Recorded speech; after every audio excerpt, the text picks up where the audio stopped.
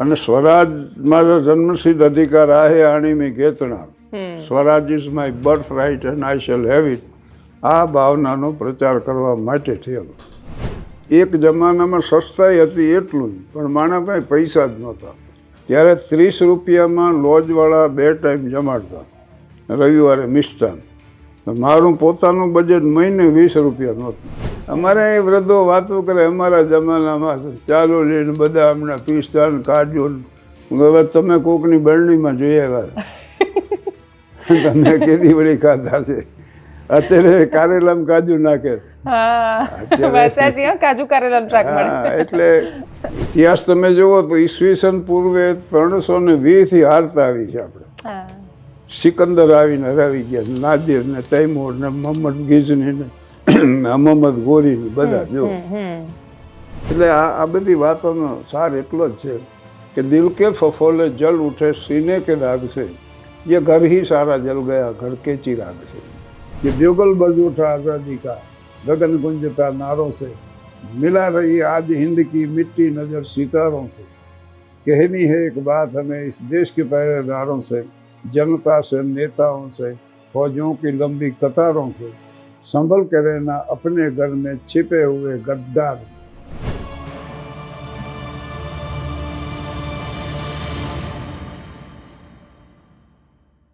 નમસ્કાર, uncut podcast સાથે હું છું દેવાંશી. હું આજે તમને જે કહાની સંભળાવવાની છું, જેમની સાથેનો સંવાદ તમારા સુધી પહોંચવાનો છે, એ કદાચ તમને એક સદીની ઝાંખી આપશે. એ આંખોમાં એટલી બધી કહાનીઓ છે, એટલા બધા અનુભવો છે કે મને એવું થાય છે કે હું ઝીલી લઉં એ બધી વાતોને, એ સમયને, એ અનુભવને, અને એવી આંખો કે જેણે સતત બદલાતા સમયને જોયો. હું એ સ્થળ વિશે પણ તમને કહેવા માગું છું. હું જ્યાં અમદાવાદથી જે જગ્યાએ આવી છું, અહીંયા વાસુકીનો પણ ઇતિહાસ છે. અહીંયા પુરાણની સૌથી શક્તિશાળી સ્ત્રી દ્રૌપદીનો પણ ઇતિહાસ છે. હું પાંચાળની ભૂમિ પર છું, હું થાનમાં છું, અને એના પરથી કદાચ તમને અંદાજ પણ આવી ગયો હશે કે હું પદ્મશ્રી શાહબુદ્દીન રાઠોડની સાથે છું. સર, આપનું ખૂબ સ્વાગત છે. હાજી, નમસ્કાર. અને સૌથી પહેલાં હું આપણને જોડતા એક તંતુ વિશે મને શરૂઆતમાં વાત કરવી છે, એટલે મારે જગદીશભાઈ ત્રિવેદીનો અહીંયા નથી ને તોય એટલે આભાર માનવો છે. કેમ કે એમણે ખૂબ યાદ કર્યા તમને, એમણે એટલા બધા તમને યાદ કર્યા અમારી સાથેના સંવાદમાં, અને પછી એ કે નહીં મારા ગુરુ છે, મારા ગુરુની પાસેથી આ જાણવા જેવું છે, અને એટલે જ એ આકર્ષણ મને અહીંયા થાન સુધી ખેંચીને લાવ્યું છે. એટલે હું સૌથી પહેલાં એમને યાદ કરીશ. અને તમને જ્યારે હું પૂછવા માંગુ છું ત્યારે મેં જે કહાની તમારી સાંભળી, તમારા વિશે જાણ્યું, કચ્છમાં એ જો પ્લેગનો રોગ કે એ પ્રકારની પરિસ્થિતિ ન થઈ હોત તો કદાચ આ વાર્તા આજે થાનગઢથી ન શરૂ થઈ હોત. આજે થાનમાં છીએ, 87-88 વર્ષ, એટલે હું ઓલમોસ્ટ એને એક સદી ગણી લઉં છું. અને એક સદીમાં તમે જ્યારે પાછળ ફરીને જુઓ છો, શું દેખાય છે તમને તમારા જીવનમાં? તમે ત્યાં જ પહોંચ્યા છો, ત્યાં જ આવીને ઊભા છો જ્યાં તમે કદાચ ધાર્યું હતું પહોંચવાનું? સંતોષ છે? કેવી રીતે જોઈ રહ્યા છો? મારા પિતાની જન્મભૂમિ કચ્છ છે. હા. અને આપે ઉલ્લેખ કર્યો એટલે જણાવી દઉં કે 1898ના વર્ષ દરમિયાન આ કોરોના તો કાંઈ નથી, એવો ભયંકર પ્લેગ ફેલાણો કચ્છમાં. ને અબડાસા તાલુકાનું સાંધવ ગામ, એમાં અમારા પરિવારના 13 સભ્યોમાંથી 11 સભ્યો મૃત્યુ પામ્યા. દાદીમાં એક નાના બાળકને લઈને મુંબઈ પહોંચી ગયા.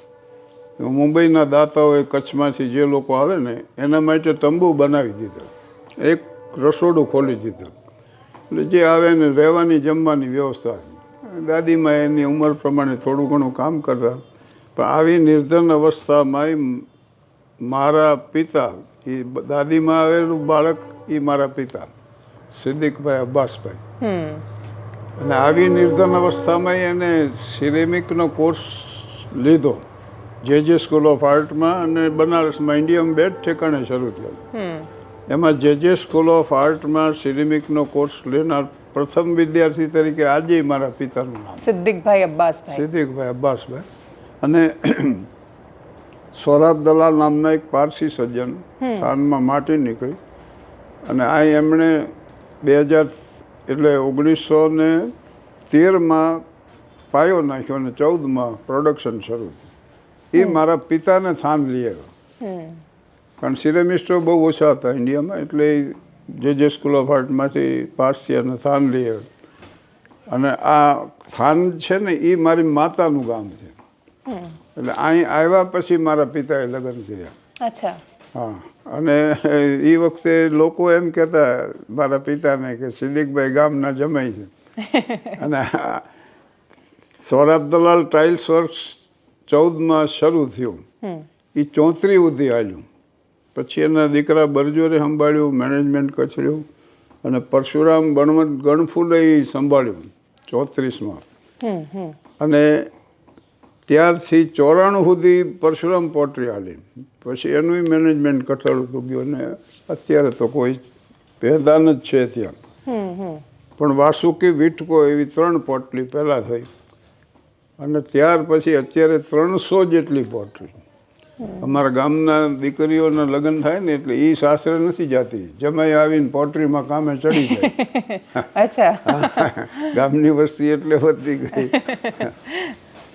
એટલે આવો અમારા પૂર્વજોનો આવો ઇતિહાસ છે. એના હિસાબે આ થાનમાં વસવાનું. મોટા ભાગે એવું બને કે થાનમાંથી મુંબઈ ગયા હોય ને ત્યાં શ્રીમંત થયા હોય, કારકિર્દી વિકસી હોય, આ મુંબઈથી થાન આવે. આ પરશુરામ જે ચોક છે એટલે એના કારણે નામ છે એનું? અહીંયા મેં આવી ત્યારે વાંચ્યું. હા, એ ચોક અને પ્રતિમા પરશુરામ શેઠની છે. અચ્છા. હા, ઓકે. અને એ પાછું પૂનાનો ગણફુલે કુટુંબ એક જ વિધવા, અને વિધવાને પછી એક જ દીકરો, પરિવારમાં આટલું. અને એવી ગરીબ સ્થિતિ કે વિધવાએ એમ વિચાર્યું કે ગાયકવાડ સરકારની વિધવા માટે સદાવ્રત હાલતું, ત્યાં હું પહોંચી જાઉં તો આ દીકરો મોટો થઈ જાય. અને બાળકને લઈને માટે આવી ગયા વડોદરા. એ સદાવ્રતમાંથી દીકરો મોટો થયો, એ પરશુરામ બણવંત ગણફુલે. અને પછી એમને 9 પોટરીઓ આવી ઊભી કરી પરશુરામ શેઠે. કર્મયોગી પરશુરામ શેઠ આ નામનું પુસ્તક છે, એની અંદર આવી વિગતો આપેલી છે. ઓકે. તો મતલબ ખૂબ શ્રીમંત અવસ્થામાં તમારું જીવન ગયું, કેમ કે એ સમયે પપ્પા એ સમયે તો ગામના અમલદારોમાં ગણાતું. હા, કેમ આમાં એમની ગણતરી થતી. અને દલાલ શેઠ રહ્યા ને તો 6 મહિના ઇંગ્લેન્ડમાં, 6 મહિના ઇન્ડિયામાં રહેતા. એટલે પગારનું ધોરણ એ બહુ જ સારું હતું. ઓકે.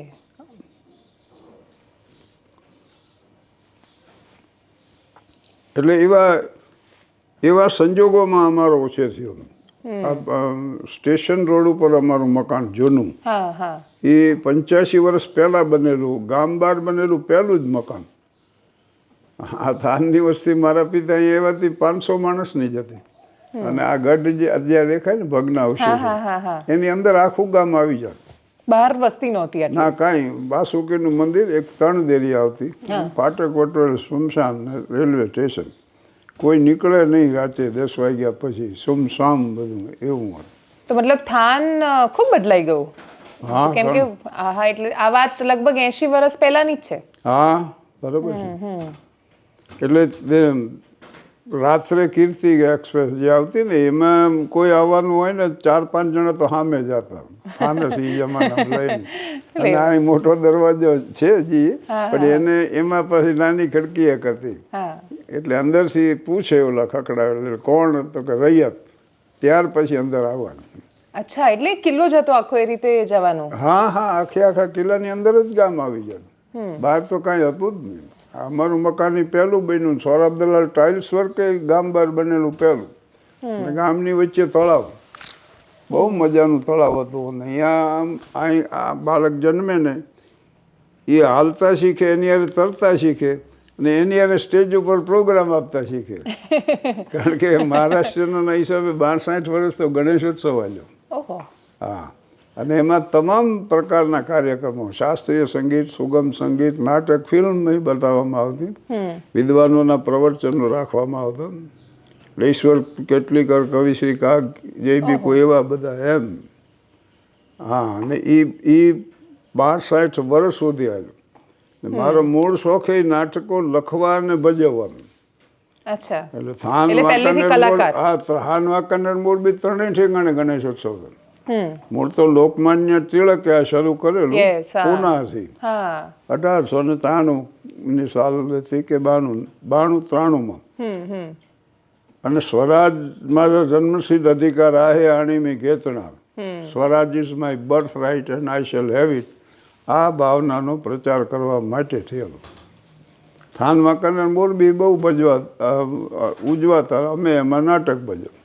જગદીશે આવતો નાટકમાં, મોર તો એ નાટકનો જ, એને નાટક હોય લખ્યા. તમે 1937માં જન્મ્યા. હાજી, 9/12/1937.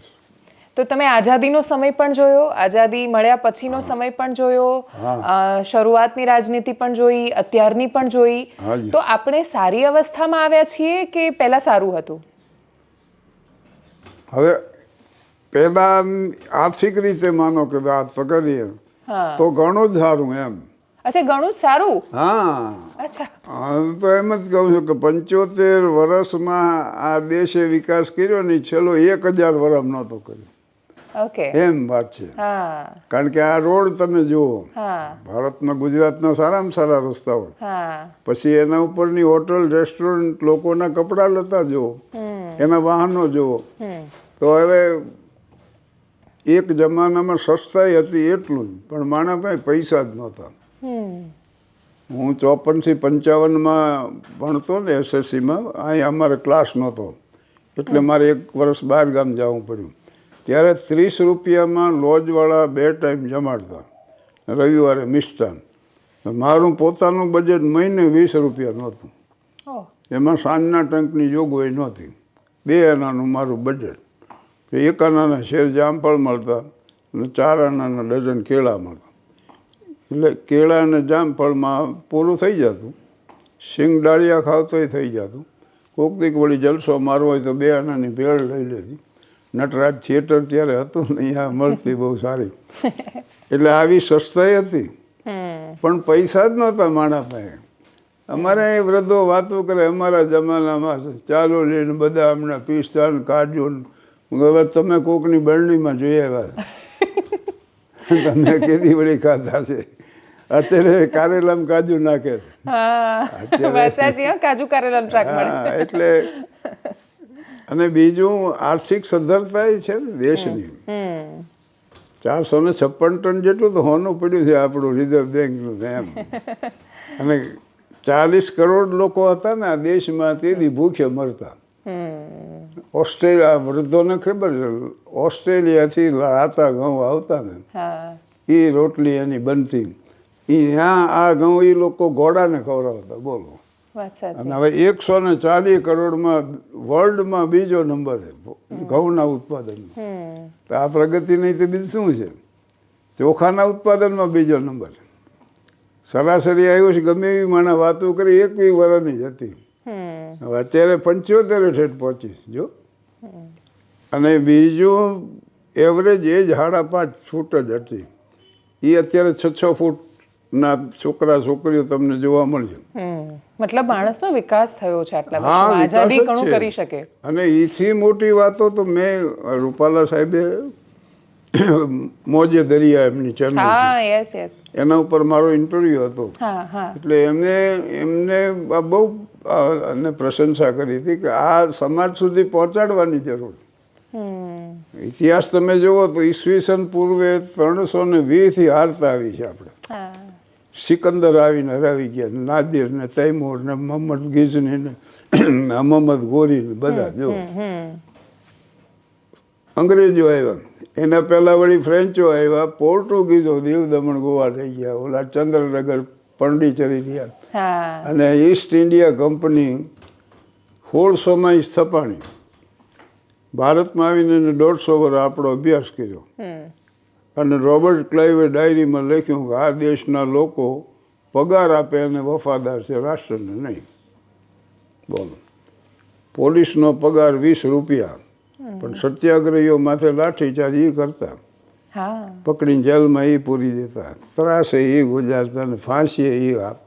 એટલે આ બધી વાતોનો સાર એટલો જ છે કે દિલ કે ફફોલે જલ ઉઠે સીને કે દાગ છે, ये घर ही सारा जल गया घर के चिराग से. તો આ બધી હાર જ થઈ છે. જો 1526માં બાબરે, 1192માં, હવે વાત નીકળી તો કહી દઉં, 1192માં મોહમ્મદ ગોરીની જીત થઈ ને પૃથ્વીરાજ ચૌહાણની હાર થઈ એનું ભવ્ય બલિદાન એળે ગયું. મોહમ્મદ ગોરીનો પુત્ર નહોતો એટલે ઐબક એનો ગુલામ હતો. એને દિલ્હીને સલ્તનત સોંપીને સુલતાન બનાવ્યો. ઇસ્લામ મજહબમાં ભાઈચારો એ મોટું દેન છે. વિશ્વ સંસ્કૃતિમાં ઇસ્લામનો ફાળો હોય તો બ્રધરહુડ, ભાઈચારો. અને ઉદાહરણ આ છે, જો એક સુલતાન બનીએ કે ગુલામ. અને અલ્તમ પાછો કુતબુદ્દીન નહીં પુત્ર નહોતો, અલ્તમસ એનોય ગુલામ હતો. અચ્છા. હા, એટલે અલ્તમસને આપી ગાદી. અને રુકનુદ્દીન નપાવટ હતો, ચારિત્ર્ય વ્યવસ્થિત, એટલે રજિયા સુલતાનને બનાવી. હા, 1120માં એક સ્ત્રી સલ્તનત સંભાળે એ મોટી વાત. પછી એમને ગુલામ વંશ ને તગલક વંશ ને સૈયદ વંશ ને લોજી વંશ ને ખિલજી વંશ ને બધા આવ્યા. સિકંદર લોદીને હરાવીને 1526માં બાબર આવ્યો. 1581માં રાણા સંઘને કનુઆના મેદાનમાં રહ્યો. ઇતિહાસ વિષય છે મારો. હા, મને ખ્યાલ છે. હા, ફતેહપુર સિકરીના કિલ્લા માથે ચડો ને વાંહે કનુઆનું મેદાન દેખાય. પછી મોગલ વંશ 1857ના વિપ્લવ સુધી હાલ્યો. બહાદુર શાહ જફરથી પૂરો થયો. અને એ દરમિયાન ઈસ્ટ ઇન્ડિયા કંપની આજે હું કહું કે આજે અસ્તિત્વમાં આટલા વર્ષે. અને સંદીપ મહેતા નામના પાલનપુરના એક જઈને એ ખરીદી લીધી. જેના ચોપડે એક જમાનામાં રાજ હતું. પણ સ્વાતંત્ર્ય સંગ્રામ જે શરૂ થયો એક ઝલક ઇન્ડિયાએ બતાવી. ચમક ઉઠી 57 મેં વહ તલવાર પુરાની થી, ખૂબ લડી મર્દાની વહ તો ઝાંસી વાલી રાની થી. તો ત્યાં એનું પરિણામ એ આવ્યું કે ઈસ્ટ ઇન્ડિયા કંપની પાસેથી ઇન્ડિયાનો કારોબાર બ્રિટિશ ગવર્મેન્ટે સંભાળી લીધો, બ્રિટનની પાર્લામેન્ટ. અને ગમે તેમ તો એ પાછો લોકશાહી દેશ. 1215માં ઇંગ્લેન્ડની પ્રજાએ બગાવત કરી રાજાશાહી વિરુદ્ધ, અને મેગ્ના કાર્ટા ઉપર રાજા જોનની સહી કરાવી. ગરીબો એક ખોર ભેગા થાય, કિસાનો, ગરીબો, મજૂરો, એક ખોર અમીર ઉમરાઓ ભેગા થાય, લેફ્ટ રાઈટ. હા, એટલે હાઉસ ઓફ કોમન અને હાઉસ ઓફ લોર્ડ હાવ સાહજિક રીતે અસ્તિત્વમાં, બે ગ્રહો એના. અને રાજાશાહી રાખી ખાલી, પણ નિયંત્રિત થાવ કરી નાખી. એટલે 1215નો ઇતિહાસ. એટલે ઇંગ્લેન્ડની પાર્લામેન્ટને જગતની પાર્લામેન્ટની માતા ગણવામાં. બહુ રમણીય દ્રશ્ય. થેમ્સ નદી છે, ટાવર બ્રિજ છે, ટાવર ઓફ લંડન છે, અને પાર્લામેન્ટ હાઉસ છે આની કોઈ. હું 4 વાર ગયો છું ઇંગ્લેન્ડ. હું જગદીશ છેલ્લે 2001માં ને 2માં ગયા ને તો 42 દિવસ રોકાણ. હા. અને ઈસ્ટ ઇન્ડિયા કંપનીનું 100 વર્ષ રાજ આવેલું. ઇંગ્લેન્ડની પાર્લામેન્ટનું 90 વર્ષ, 57થી 48. પણ ઇંગ્લેન્ડ ઉપર રોમનોએ 400 વર્ષ રાજ કર્યું. આજે રોમન વોલ છે. હા, લેસ્ટરમાં ચર્ચે છે. અમે લેસ્ટરમાં રહેતા. તો આજે ઊંચા પિલર્સના મકાનો તમે જુઓ છો ને, એ રોમન સંસ્કૃતિની ઇંગ્લેન્ડમાંથી અસર, ને ઇંગ્લેન્ડની ભારતમાંથી અસર. પાર્લામેન્ટ હાઉસ, રાષ્ટ્રપતિ ભવન. સૌથી પહેલા રોડ રોમનોએ બનાવ્યા. અને એ લોકોએ રોડને હાઈવે કહેતા, વચ્ચેથી ઊંચો બનાવતા. એટલે આજે આપણે કહીએ હાઈવે. સ્નાનાગારના શોખીન રોમનો હતા. બાથ નામનું ગામ છે, લંડનથી આગળ જાઓ એટલે ગરમ પાણીના ઝરણા છે. પછી આ ગામ વસી ગયું અને બાથ જ નામ. અને આ રોમન લેટર જો, એક આંક, 1 લીટી ને 2 લીટી. રોમન લેટર્સ જે રેલવેની ઘડિયાળમાં હોય ને, એ રોમનોની અસર છે. આપણે જોની ઘડિયાળોમાં આ બધા. એટલે 400 વર્ષ એના ઉપર એને રાજ કર્યું. પણ ઘણીવાર હું ઓલામાં કહું છું કે આઝાદી આવ્યા પછી 1999નું યુદ્ધ, 65નું યુદ્ધ અને 71નું યુદ્ધ ભારત જીત્યું ને, it's a glorious chapter in the history of India. 320થી હાથે આવ્યા છે તો આ પહેલા આવા 3 વિજયો એમ. એટલે સુવર્ણાક્ષર એટલે કે આ નવી પેઢીને અહીં સુધી પહોંચાડવાની જરૂર. આ વાત એમ. મને તમે જે ઇતિહાસની વાત કરી એના પરથી મને મનમાં એ વિચાર હતો કે આપણે જ્યારે પણ બહારથી માણસો આવે ફોરેન જઈને, વિદેશ જઈને, તો એ જ્યારે બ્રિટન સાથે કે પછી યુએસ સાથે સરખામણી કરવા માંડે છે ત્યારે કદાચ આપણે ભૂલી જઈએ છીએ કે હજુ 75 વર્ષ જ થયા છે આપણને, 77-78 વર્ષ એટલા જ. એટલે કદાચ આપણે પણ એ દુનિયાની અપ્રતિમ સભ્યતાઓ તરફ આગળ વધી રહ્યા છીએ. આપણે પણ કદાચ બહુ સારું આપી શકીશું દુનિયાને. તમારું આમાં શું મંતવ્ય છે? એટલે આપણે રસ્તો ભટકી રહ્યા છીએ કે આપણે પ્રોપર રસ્તા પર છીએ? ના ના, આ મેં કીધી તો નકર વચ્ચે હું કહી દઉં કે સ્ટેજ શો ને 55 વર્ષ પૂરા થયા. 14 નવેમ્બર 2024, આ 56મું વર્ષ છે. અને ઉદ્દેશ માત્ર એટલો જ છે કે મર્યાદાનો સ્તર ઊંચામાં ઊંચો રાખી આખો પરિવાર હારે બેન માણી શકે એવું વિશુદ્ધ હાસ્ય છે, નિર્દોષ નિર્દંશ હોય. અને એટલું જ નહીં, એમાં જીવતરની વાતો વણી લેવી પાછી, અને સાદા સત્યો રહ્યા ને એને હળવાશથી રજૂ કરો, ઉપદેશનો ભાર ન લાગે એ રીતે. એક જણે મને પૂછ્યું કે સારા કામમાં મારે થોડાક પૈસા વાપરવા શું કરવું? એટલે મેં કીધું જેના ઉછીના લીધે એને દઈ દીધું. પણ તમે શાંતિથી વિચારો, વાત તો સાચી જ છે. જેનો વ્યવહાર શુદ્ધ એનો ધર્મ વિશુદ્ધ. અને બીજો શોખ મેં એ રાખ્યો કે વગર પૈસે દુનિયાના જોવાય એટલા દેશ જોવા. એટલે મેં 18 વિદેશ યાત્રાઓ કરી. વગર પૈસે? હા, વગર પૈસે. યજમાનના પૈસે? હા, હું સમજતો કે આપણા પૈસે મુંબઈ જઈ શકાય, અને મુંબઈ માટે કોઈ પૂછી નહીં આપે.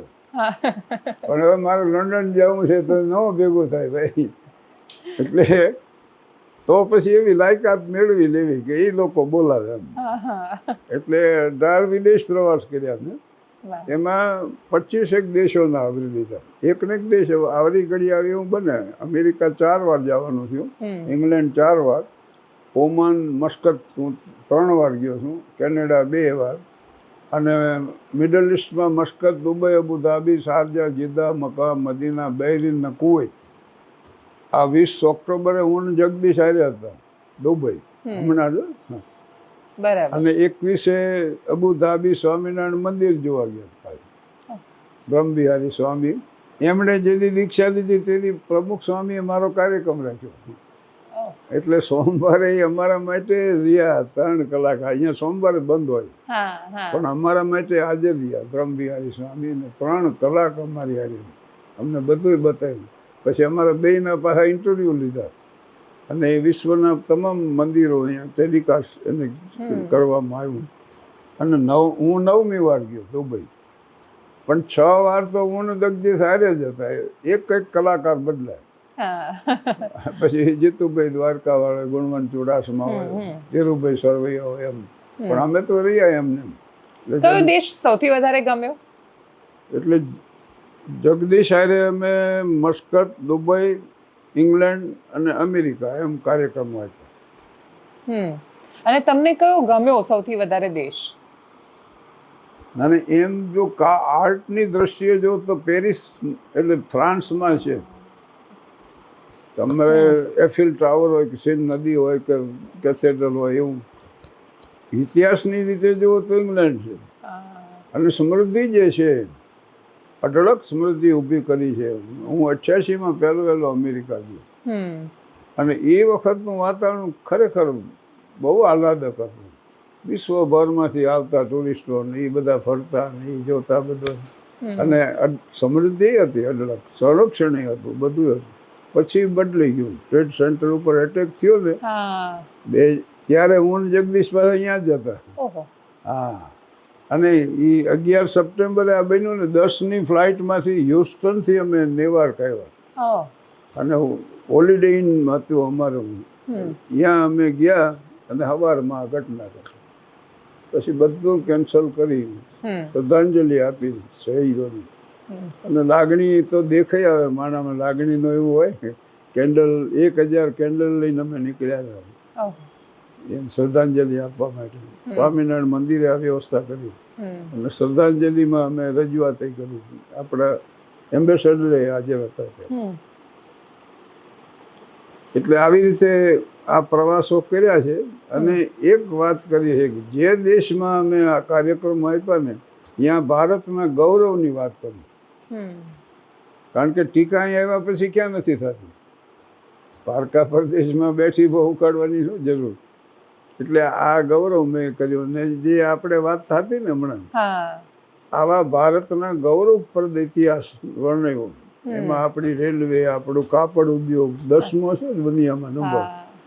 ડેનિમ કાપડ વપરાય છે ને, એક અરવિંદ મિલ અમદાવાદનું આમાં વપરાય છે. હા, જીન્સમાં. અને આ મિલ્ક પ્રોડક્ટ આપણી એટલી છે કે આપણે ફોરેન મોકલી શકીએ એવી વાત છે. તો આ બધાય પાસા મેં જ્યાં હું ગયો ને ત્યાં વર્ણવ્યા. અને હમણાં જ 20મી નારાયણ સરોવર કોટેશ્વર મોરારી બાપુની કથા, અને એમાં 20મી રાત્રે મારો કાર્યક્રમ. હું અનિલભાઈ ગજ્જરની પરિવાર, વેલજીભાઈ ગજ્જરનો પરિવાર. એટલે એમાં આવી જ રજૂઆત કરી હતી. અને છેલ્લે જ્યારે સમાપન કરું ત્યારે આ ઉલ્લેખ કરું, સીએમ સાહેબ હતા. મારે મોદી સાહેબને 8 વાર મળવાનું થયું છે. અને સાહેબને રૂપાલા સાહેબ જ્યારે દિલ્હી હતા ત્યારે એ સીએમ હતા. તો રૂપાલા સાહેબને મેં ફોન કર્યો કે ભાઈ મોદી સાહેબ ચોટીલા આવે છે ને મારે મળવું. તો મને કે તમારે મોદી સાહેબનું શું કામ પડી ગયું? થાનને તાલુકો બનાવવો, આટલું જ કામ. મને કે એ હું તમારા વતી કહી દઈશ. અને તમારી વાતય કરાવી હતી. હવે અતિ વ્યસ્ત હોય છે આ લોકો, વાત ન થઈ. પણ ગાંધીનગર આવીને સાહેબે ડિક્લેર કર્યું થાનને તાલુકો જાહેર કરવામાં આવે. એટલે એકવાર મેં એ સીએમ સાહેબ હતા, એકવાર મેં આ રજૂઆત કરીને ત્યાં આદરણીય ગવર્નર સાહેબ ને મોદી સાહેબ ઓડિયન્સમાં બેઠા. અને સમાપન મેં એવી રીતે કર્યું કે 75 વર્ષમાં નો જે વિકાસ થયો છે એ છેલ્લા 1000 વર્ષમાં નથી થયો. અને અત્યારની આપણી ગૌરવપ્રદ સ્થિતિ એ છે કે બેગલ બજોઠા આઝાદી કા ગગન ગુંજતા નારો से मिला रही आज हिंद की मिट्टी नज़र सितारों से कहनी है एक बात हमें इस देश के पहरेदारों से जनता से नेताओं से फौजों की लंबी कतारों से संभल के रहना अपने घर में छिपे हुए गद्दारों से तो हर कर्म अपना करेंगे ऐ वतन तेरे लिए दिल दिया है जहाँ भी देंगे ऐ वतन तेरे लिए. પણ તમે એ ભાવને શું સમજી શક્યા છો? ઇતિહાસના વિદ્યાર્થી રહ્યા, પહેલા જ્યારે યુદ્ધો થતા અથવા બીજા દેશની સલ્તનતો આવતી, આક્રાંતાઓ આવતા, ત્યારે એમનો એક ભાવ હતો કે એમણે એક દેશ જીતવાનો છે, એમણે પોતાની સલ્તનતમાં કે સત્તામાં કંઈક વધારો કરવાનો છે. હવે જે હુમલા થાય છે એમાં ધાર્મિક આડશ લેવામાં આવી રહી છે ખાસ્સી વધારે. એ શું કામ થઈ રહ્યું છે? આને રોકવાનો શું ઉપાય? કે એમને શું સમજાવવામાં આવે જેથી આ ના કરે? અને એ એક જમાનામાં યુદ્ધો તો થતા, હિન્દુ મુસ્લિમ વચ્ચે થતા. પણ ત્યારે એવું હતું કે હિન્દુ સેનામાં મુસ્લિમો હતા અને મુસ્લિમ સેનામાં હિન્દુઓ હતા. દાખલા તરીકે અકબર ને ત્યાં જઈશ હલ્દીઘાટનું યુદ્ધ થયું ને 1576 છે. એમાં અકબરના સેનાપતિ રાજા માનસિંહ હતા અને રાણા પ્રતાપના હકીમ ખાન સોરી હતા. પાણીપતનું યુદ્ધ થયું 1761. તો વિશ્વાસરાવ ને સદાશિવ ભાવ લડવા ગયેલા પાણીપતમાં. ત્યારે મરાઠાઓનું આખું તોપખાનું ઇબ્રાહિમ ખાન ગાર્દીએ સંભાળ્યું. ઝાંસી ઉપર અંગ્રેજોએ હુમલો જ્યારે કર્યો ને, એટલે આઉટરામ, હેવલોક, હડસન, સર યુરોસ એ બધા એના સેનાપતિઓ હતા. બહાદુર શાહ જફર, તાત્યા ટોપે, નાના સાહેબ, કુંવરસિંહ, લક્ષ્મીબાઈ, ઝાંસીના રાણી લક્ષ્મીબાઈ, આ બધા આપણા હતા સેનાની. અને સામેથી તોપ મારો શરૂ થયો અને આની કોઈ ઝાંસીની તોપો સામે એનો સામનો કર્યો. રામબાણ, જૈનમાં એવા નામ હતા તોપોના. અને મોહમ્મદ ગોસ નામના તોપચી સંભાળતા મુસ્લિમ. ઝાંસીનું તોપખાનું. હા. અને અચાનક સામેથી તોપ મારો શરૂ થયો ને આ બંધ થયું ઝાંસી તરફથી. એટલે લક્ષ્મીબાઈ એવા खान साहब क्यों हमारी तोपें नहीं चलती? तो कि अम्मा क्या करे, बीच में मंदिर आता है। लक्ष्मीबाई के जीतेंगे तो झांसी फिर बसाएंगे। અને લક્ષ્મીબાઈએ ગોળો આમ મશાલ દાગીને એ શિખર હોતો ગયો ગોળો, પાછી લડાઈ શરૂ. મોહમ્મદ ગોસ જખમી થઈને ત્યાં ઢળી પડ્યા. એને કીધું કે મારી તુરબત અહીં થવી જોઈએ, એવી એની અંતિમ ઈચ્છા હતી. આજે ઝાંસીની કિલ્લામાં છે. એટલે આ જે હતું ને આ રીતે હતું. હા, વાત સાચી છે. પણ આ માત્ર હિન્દુ માત્ર મુસ્લિમ એ અંગ્રેજોની દેન. સ્પષ્ટ જે થાય ને, હાજી ભાગલા પડ્યા મને મોહમ્મદ અલીજીના. તમે શું ઇતિહાસમાં તો તમે શું જોવા ઈચ્છો છો, કઈ દ્રષ્ટિ છે તમારી? શિવાજી મહારાજ દાખલા તરીકે, એના જે અંગરક્ષકો હતા ને એમાં રુસ્તમે જમાલ એક મુસ્લિમ હતો, અને અફઝલ ખાન ને શિવાજી મળવા જતા. એટલે રુસ્તમે જમાલે એને પૂછ્યું, રુસ્તમ જમાલે શિવાજી મહારાજને પૂછ્યું કે આપ જાઓ છો, શસ્ત્ર તો કંઈ છે નહીં. તો કે એને નક્કી કર્યું છે અફઝલ ખાને કે શસ્ત્ર વિના આપણે બે મળશું. એટલે રુસ્તમે જમાલે પૂછ્યું કે એની ઊંચાઈ તમે કેટલી ગણો છો? એ તો પઠાણ છે તો પડશે ને. તો આપની કેટલી ઊંચાઈ છે? કે મારી તો એવી નથી. એમ કરો, વાઘનખ પહેરીને જાઓ, માની લ્યો કે કંઈ દગો થાય તો તમને તમારું તો રક્ષણ કરીએ, કોઈ આ શસ્ત્રમાં નહીં ગણે. એટલે રુસ્તમે જમાલને શિવાજી મહારાજને આ સલાહ આપી અને વાઘનખ પહેરી ગયા. અને ઓનો ઈરાદો તો એને આમ ગળે ચૂપો દઈને મારી જ નાખવાનો. અને એ આવીને આવ શિવા કરીને ભેટવા ગયા ને એને પ્રયાસ કર્યો ને આ શિવાજીની હાઈટ તો નીચી હતી, એટલે પેટ જ આવ્યું બરાબર સામે. એટલે વાઘ નખથી એને ઉદર વિદારી નહીં સામું. તો આ ઇતિહાસમાં તો આ છે ભાઈ. હા, એટલે તમે ખાલી અફઝલ ખાનને યાદ રાખવા માંગો છો અને રુસ્તમને ભૂલાવી દેવા માંગો છો, તો આખો વિષય અલગ છે. મજહબ નહીં સિખાતા, આપસ में बैर रखना, हिंदी है हम वतन है हिंदुस्तान हमारा. આટલી જ વાત છે ભાઈ. મોડાસા છે ને બહુ સંવેદનશીલ છે. એમાં મોરારી બાપુનું 2 વક્તા હતા, અને અમારો કાર્યક્રમ હતો ને આ સદભાવના પરિવારે આ રાખેલો. અને બાપુએ એની રીતે એની છણાવટ કરી, ઐતિહાસિક રીતે મેં આવી છણાવટ કરી. તો આધ્યાત્મની વાત જ્યારે આવે ને, માણા મોટા ભાગે તળેટીમાં બેઠો બેઠો આ રસ્તો ખોટો છે ને આ ખોટો છે, આમ જાય એટલે ખોટો, આ નીકળ જાય એટલે ખોટો. પણ ક્યારેક સત્યના માર્ગે સફર કરીને શિખર સુધી પહોંચો, કે પ્રેમના માર્ગે પ્રયાણ કરીને પહોંચો, કરુણાની કીડી કંડારીને પહોંચો. ઉપર જઈને શિખરમાંથી જોશો ત્યારે તમને લાગશે બધા રસ્તા ઉપર આવે. સમજણની આ જરૂર છે. રાધાકૃષ્ણને એમ કહેતા કે કોઈ પણ માનવી જો સાચી રીતે પોતાનો ધર્મ પાળતો હોય તો એ સજ્જન તો હોય જ, એ સજ્જન હોય. અને કબીર સાહેબ એમ કહેતા કે કબીર કુવા એક હે પનિહારી અનેક, બર્તન સબકે ન્યારે ભય પાણી સબને એક. તો જગતના પ્રત્યેક ધર્મો છે ને એને પોતપોતાની એક વિશેષતા છે. કોઈએ એક સદગુણ ઉપર ભાગ મૂક્યો હોય, કોઈએ બીજા ઉપર. એમાં ખ્રિસ્તી ધર્મની માનવતા, હ્યુમેનિટી, અને એ હ્યુમેનિટી 1893માં સ્વામી વિવેકાનંદે શિકાગો પ્રવચન આપ્યું ને. હું શિકાગો ગયો ત્યારે પહેલી એ મેં તપાસ કરી કે સ્વામીજીએ ક્યાં પ્રવચન આપ્યું. એટલે આર્ટ ગેલેરી એનો કોલમ્બસ હોલ એ બતાવવામાં આવ્યો. 7000 ડેલિગેટ્સ ગઈએ કેવો છે. હા, અને my dear sisters and brothers of America એમ શરૂ કર્યું ને 7000 ઊભા થઈ ગયા. કારણ કે બધા લેડીઝ એન્ડ જેન્ટલમેન એમ કહેતા.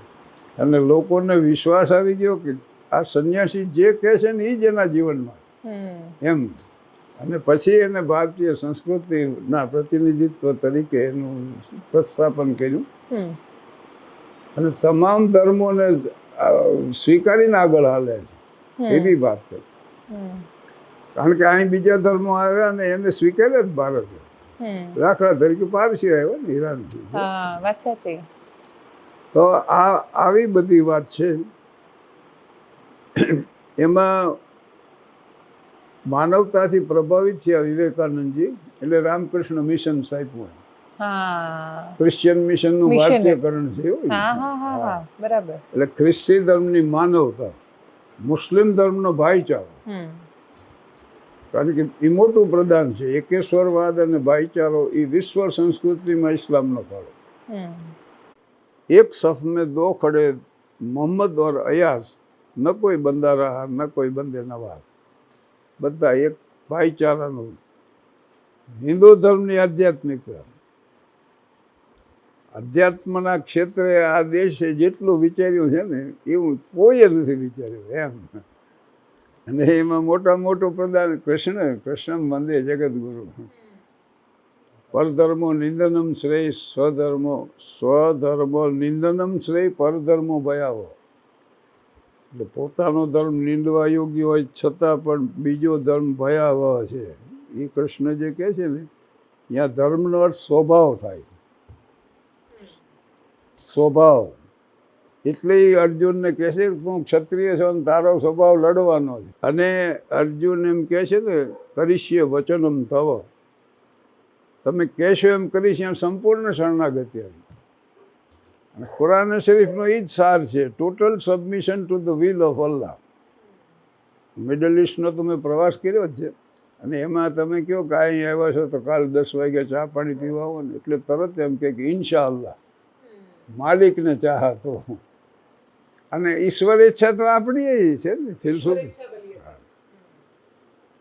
સ્વયં આખો શ્લોક આ રીતે છે, સ્વયં મહેશ સ્વસુરો નગેશ સખા ધનેશ તનયો ગણેશ ભિક્ષાટન બેવ સંભો બલેસી કેવલમ ઈશ્વરેચ્છા.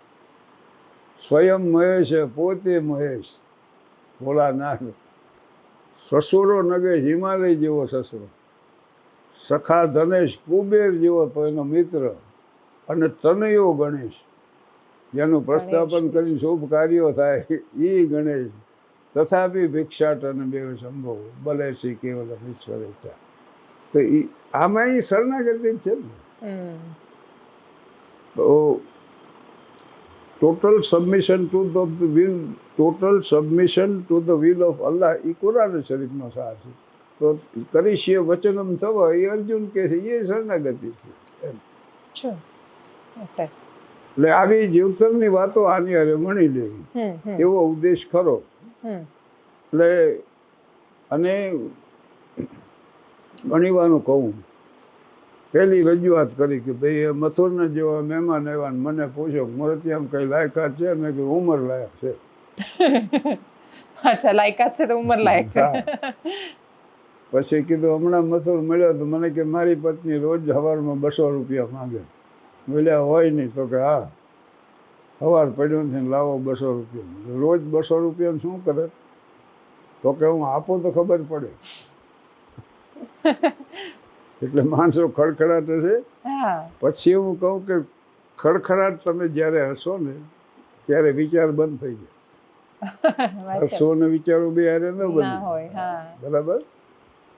એટલે નિર્વિચાર ભૂમિકા એ માણા પહોંચી. અમનની સ્થિતિ સર્જે, અમન.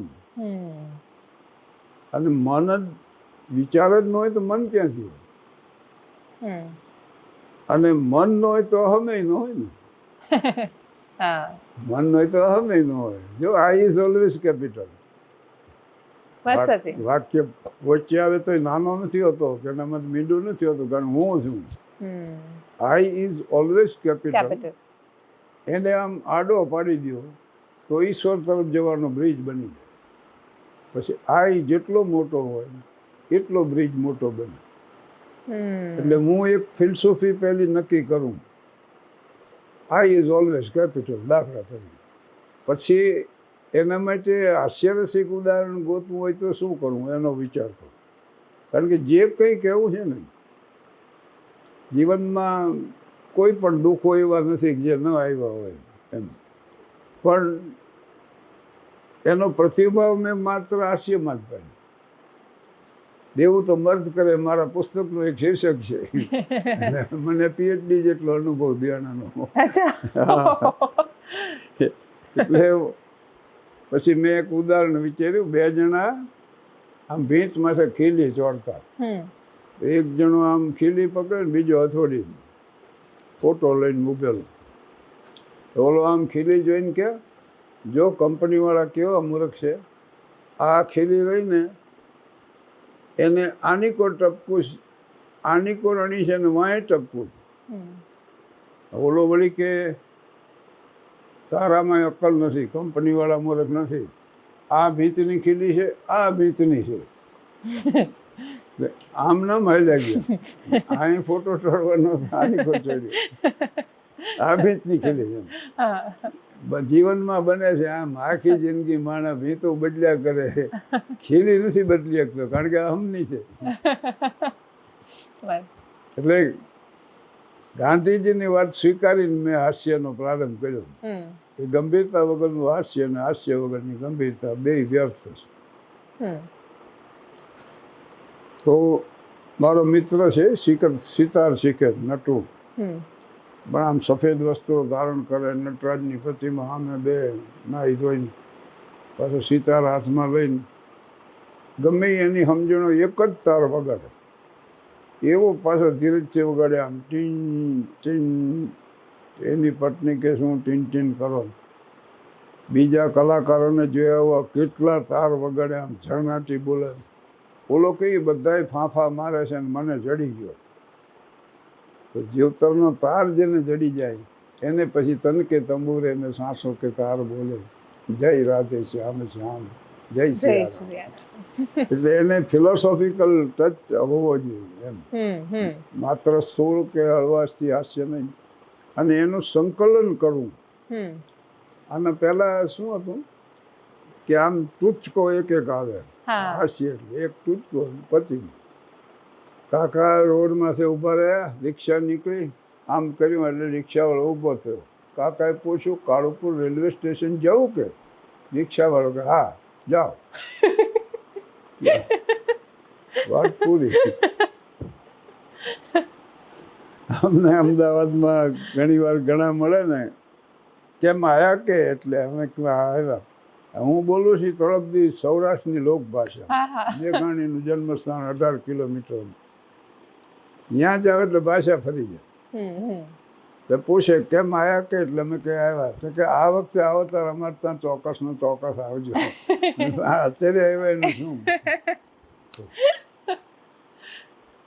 હવે અમે એક ઘરે મહેમાન છે ને નાના બાળકો કે અમારે કાંકરિયા પ્રાણી સંગ્રહસ્થાનમાં વાંજરા જોવા જાવ. તો વળી અમારા બેનને સમજાવ્યા એમ કે ઘરે મહેમાન આવ્યા છે ને તમારે વાંજરા જોવા જવું? પછી તો મેં કીધું કે અમે છે ને શું ધક્કો ખાવ. એટલે આમ ટૂચકા નહીં, સંકલન રૂપે આવું. બિરવામાં મેં પહેલો કાર્યક્રમ આપવા ગયો ને તો ઓલા કે તમારો હાસ્ય કઈ રીતે હાલશે? મેં કહું હું એક વાતની શરૂઆત કરીશ, 35 મિનિટ હાલશે. તો એને સમજાણું જ નહીં.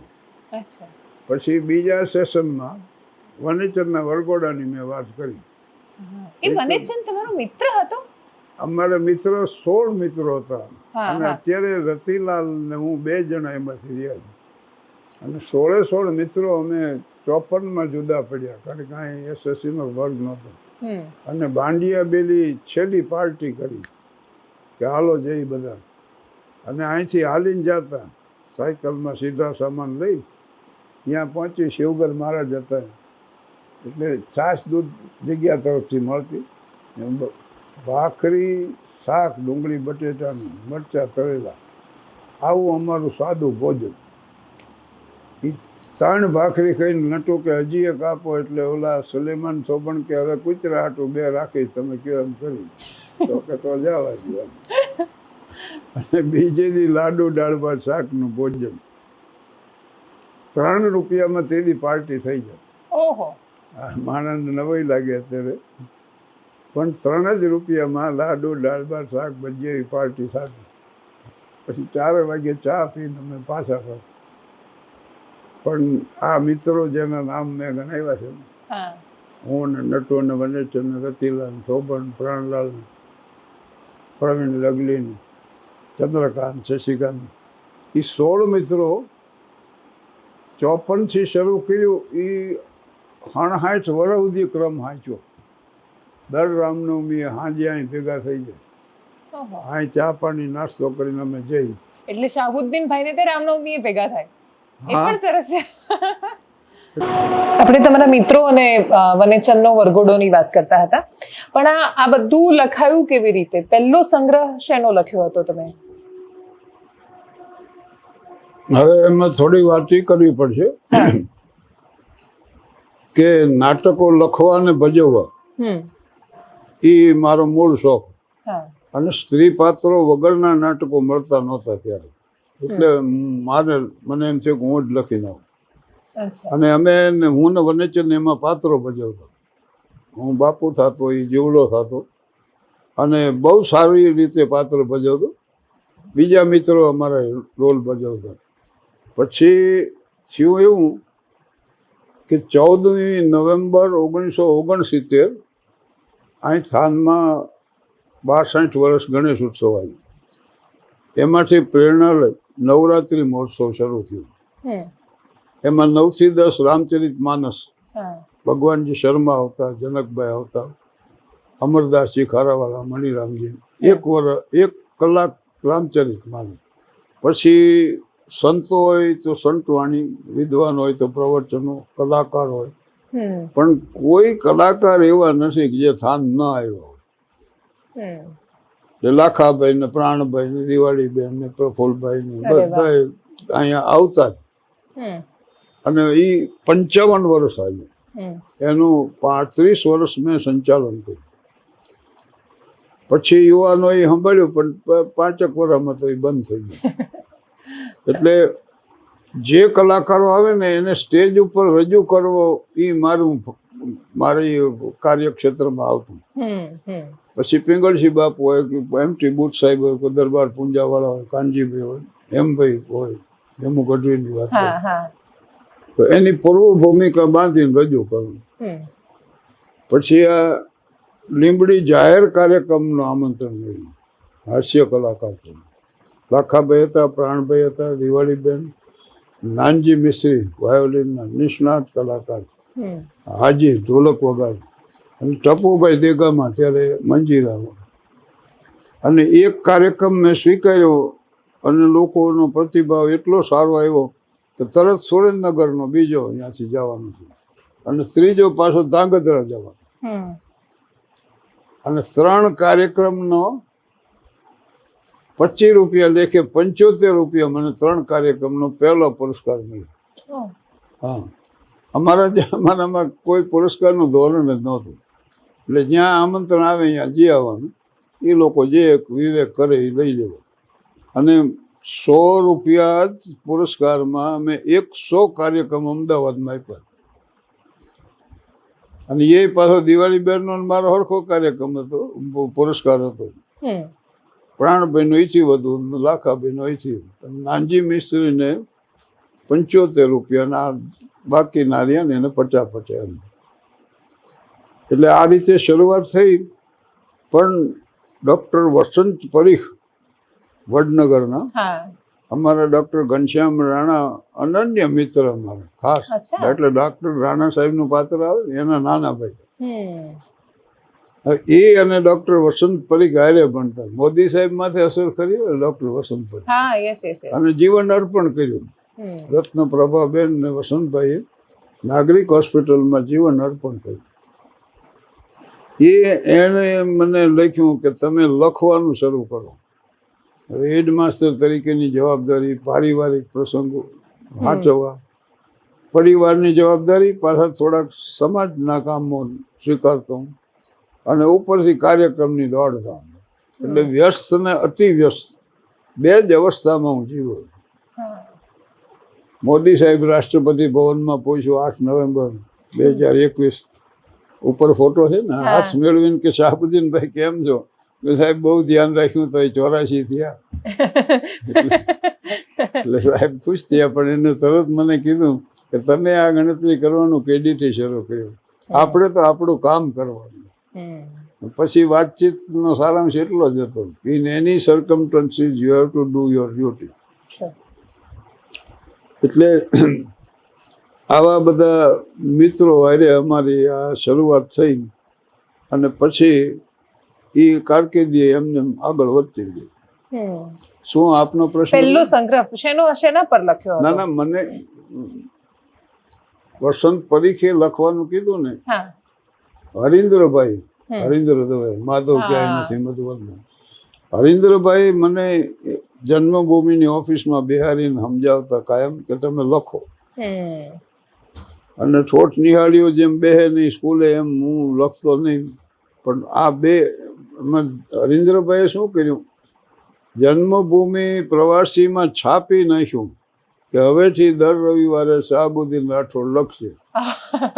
શીર્ષક આપ્યું શાહબુદ્દીન રાઠોડની કલમે, અને મને એ છાપું જ મળ્યો છે કે લખવાનું છે. હા, એટલે પછી 93થી મેં લખવાનું શરૂ કર્યું ને જન્મભૂમિ, પ્રવાસી, કચ્છ મિત્ર ને ફૂલછાપ ત્રણેયમાં એ લેખ પ્રદર્શિત થયા. અને એ પાછું 5 વર્ષ સુધી લખ્યું. અને એ લેખોનો સંગ્રહ પુસ્તક રૂપે પછી પ્રગટ થયો. પ્રવીણ પ્રકાશન 6 બહાર પાડ્યા, ઇમેજ પબ્લિશ, સુરેશ દલાલે ઇમેજ પબ્લિકેશન હતું ને ત્યારે. RR શેઠે એ ઇમેજ બંધ થયું એટલે હવે RR શેઠ બહાર પાડે છે. એક હિન્દીમાં લખ્યું, હિન્દી અનુવાદ થયો મારા પુસ્તકનો, દર્પણ જૂઠણ બોધ. અને એક અંગ્રેજીમાં, એટલે my vision beyond the horizon એવું એનું ટાઇટલ મેં પેઇન્ટ કર્યું છે. પેઇન્ટિંગનો શોખ છે ને એટલે 13 પુસ્તકો લખી નાખ્યા. મારું પહેલું પુસ્તક છે ને એનું શીર્ષક છે મારે ક્યાં લખવું હતું. એ મારે ક્યાં લખવું હતું ત્યાંથી શરૂઆત કરી અને 13 તો લખી નાખ્યા. અને 14માં અત્યારે મટીરિયલ પહોંચી ગયું છે, સાહિત્ય બધું. મોદી સાહેબે 2022 ડિસેમ્બરમાં મને એક પત્ર લખ્યો. હું 13 વર્ષ શિક્ષક રહ્યો અને 25 વર્ષ હેડમાસ્ટર હતો. એટલે મોદી સાહેબે લખ્યું શિક્ષણ જગતનો તમને અનુભવ છે. 38 વર્ષ 4 મહિના શિક્ષણ ક્ષેત્રે ગયા. એની ફલશ્રુતિ એટલી જ કે to educate the children means to love the children. Gurudev Rabindranath Tagore. બાળકોને શિક્ષણ આપવું એનો અર્થ એ કે બાળકોને ચાહવા. અને જે શિક્ષક પોતે શીખતો નથી ને એને શીખવવાનો કોઈ અધિકાર નથી. આ વિનોબા ભાવેની વાત છે. મેડમ મોન્ટેસરીને પૂછવામાં આવ્યું કે madam what do you know about education? She answered, I do not know anything about education. શિક્ષણ વિશે શું ધારો છો? તો કે હું કાંઈ જાણતી નથી એમ. પણ મેડમે એ કીધું કે I love my children, I love them all. મેં મારા બાળકોને ચાહ્યા છે. એમાં આવી જાય. એ એમ કહેતા હો કે બાળકોને સમજાવવા પ્રયાસ ન કરો, સમજવા પ્રયાસ કરો. અને એ બહુ મોટી વાત. આ શિક્ષકો મારે છે, શિક્ષિકાઓ મારે છે, અને વાલીઓ કેસ કરે છે. એ મને બહુ દુઃખ થાય છે કે આને લાગણી હોત તો આ પ્રશ્ન જ ઊભો ન થાય. Where there is love there is no problem.